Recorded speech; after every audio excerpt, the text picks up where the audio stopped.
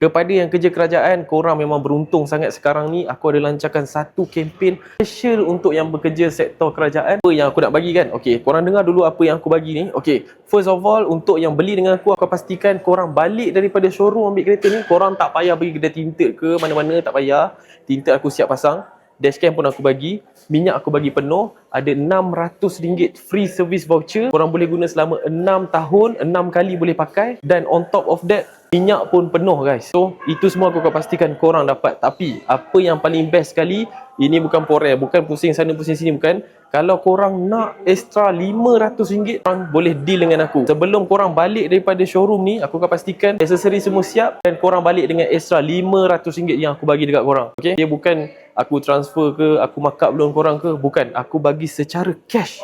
Secara cash di depan kereta ni. Okay? Sebelum korang balik, mesti korang dah dapat semua ni.